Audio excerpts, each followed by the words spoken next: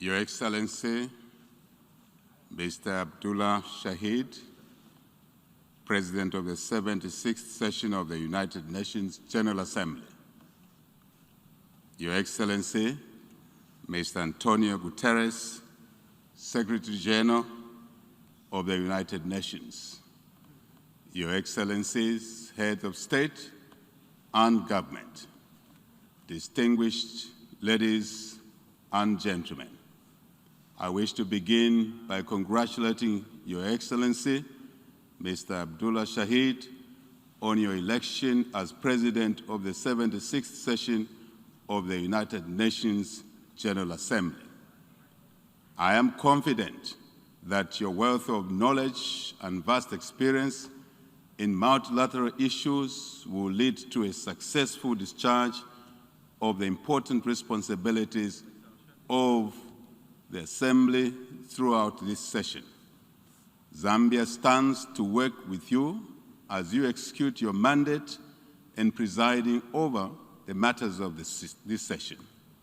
To the outgoing President, His Excellency Mr. Volkan Bozkır, I wish to convey Zambia's appreciation for your commendable service to the United Nations family during the 75th session. Mr. President, I have the distinct honor to deliver my maiden speech as the 7th President of the Republic of Zambia, following the electoral victory of our United Party for National Development, UPND, in the presidential and general elections that were held on the 12th of August 2021. I am pleased to inform this august House that the people of Zambia, the Republic of the People of Zambia, once again rose to the occasion to usher in a new government through a peaceful election. This has enabled Zambia to further consolidate our democratic credentials, which serves as an inspiration to the African continent, where the outcome of our election was determined by those who vote and not those who count votes. Very important. We are therefore proud to provide leadership in our country where people aspire for a free and just society and where they aspire for their voices to be heard. Mr. President, we were able to achieve this political transformation even at a time when Zambia was grappling with the COVID-19 pandemic and in the midst of deep sorrow following the passing on of our founding father and first Republican President, Dr. Kenneth David Kaunda.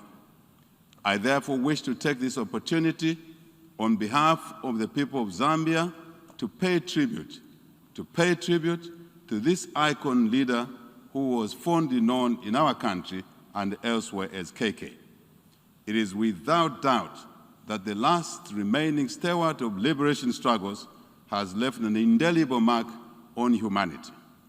Dr. Kaunda's principles, values, contributions towards the ideals of emancipation and independence did not only spread across the African continent, but across the entire globe.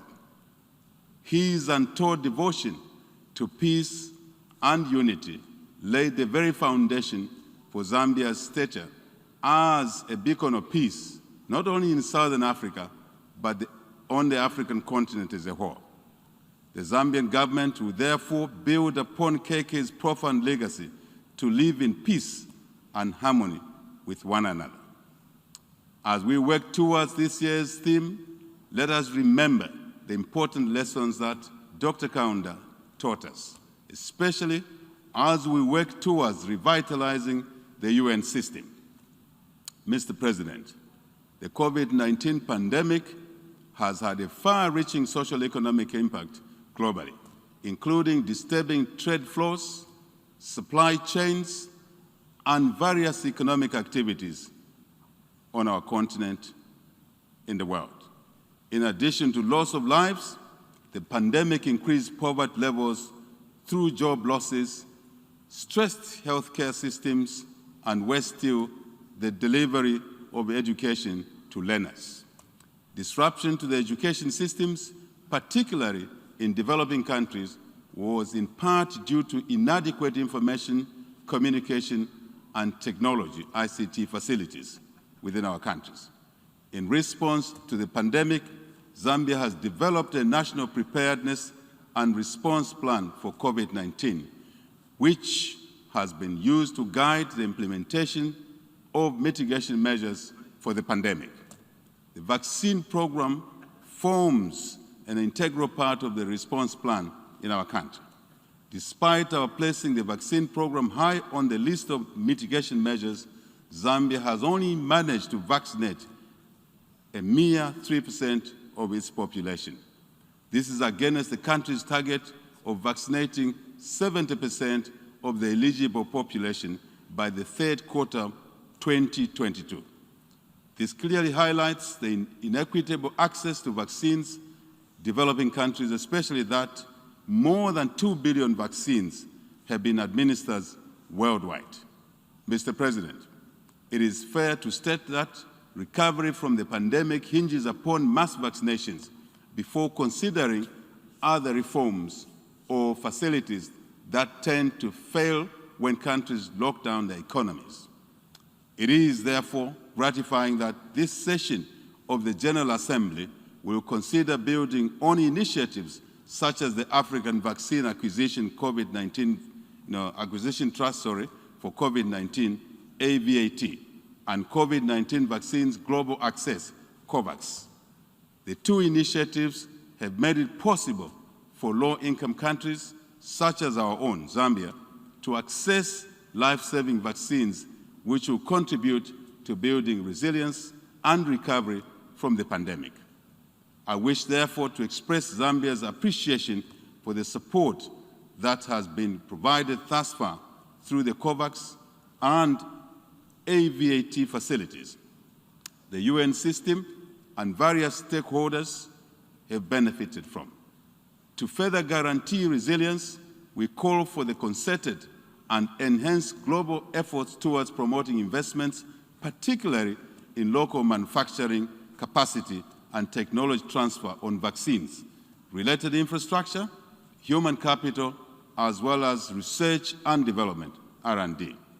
Mr. President, the new administration in Zambia is cognizant that a conducive governance environment is a precursor for the country's political stability, security, economic growth, and sustainable development. It also fosters enhanced transparency, accountability, and consultative dialogue. Very important. With this realization, our administration will work towards strengthening of oversight, governance institutions, and ensure the independence and autonomy of the three arms of government, particularly the legislature and the judiciary. The fight against corruption will be at the center of our transformation agenda, and this shall be expected to be executed with zero tolerance to corruption. Zero tolerance to corruption. We shall also promote free media and an active civil society, as they are critical in upholding checks and balances, human rights, liberties, and freedoms. Mr. President, my government's high priority is to restore macroeconomic stability, attain fiscal and debt sustainability, promote economic growth, enhance economic diversification, and manage the contraction of debt. I am confident that these measures will restore macroeconomic stability and put the country back on economic recovery.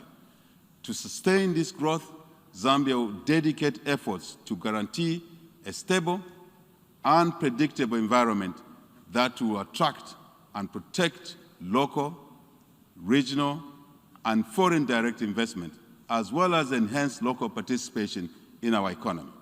Very important.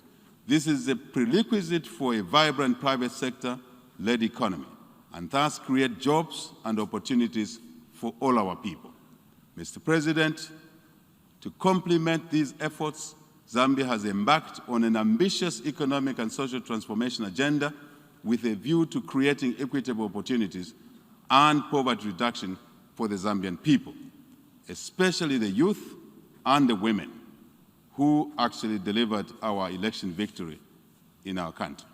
In order to achieve this goal, our administration shall design and implement interventions aimed at inducing enhanced productivity in agriculture, mining, energy, financial services, tourism, technology, health, and education, as well as support the growth of micro, small, and medium enterprises. Despite these well-thought-out interventions, today's world economy is more complex than ever before. Given the numerous global concerns, including pandemics, climate change, and indeed illegal human migration, it is imperative that we adapt to these effects of globalization by fostering key partnerships and deepening integration at all levels, so to say. This is critical to ensure that we realize our aspirations of restoring Zambia on a path to sustainable economic growth and development. Mr. President, Zambia is aware of the critical role of the United Nations in guiding the world to focus on the Sustainable Development Agenda. In particular, the 2030 Agenda for Sustainable Development has set the tone and benchmarks for countries to incorporate sustainability in their development policies. Our New Dawn government in Zambia is committed to realizing tangible growth and sustainable development while paying particular attention so that this is not achieved at the expense of future generations. Like many other developing countries, Zambia calls for closer cooperation and support for capacity to adopt better, safer, climate change sensitive and modern methods of increased production and productivity. Our administration has established a ministry that is the first of its kind in Zambia, the Ministry of Green Economy and Environment. To address this, among other important issues concerning environmental sustainability, it became important for us to establish this new ministry. This will be crucial to build the ability for implementing climate-positive actions in our country.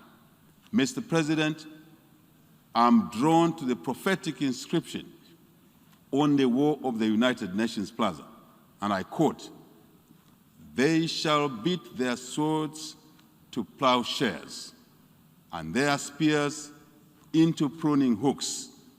Nation shall not lift up a sword against nation, neither shall they learn war anymore." Isaiah 2, verses 4 to 5, end of quote. These words, Mr. President, serve as a reminder to the United Nations to work towards global peace and international cooperation. Though we have made leaps and bounds in the area of peace, security, and stability, there remains pockets of conflict in many regions of the world where guns have not been silenced up to now.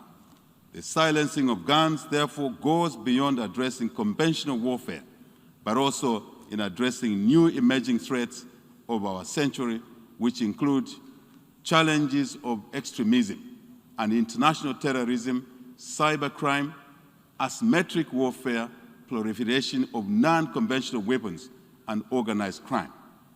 As an international community, we need to continue to work together to address the root cause of these global threats through various national, regional, and global mechanisms.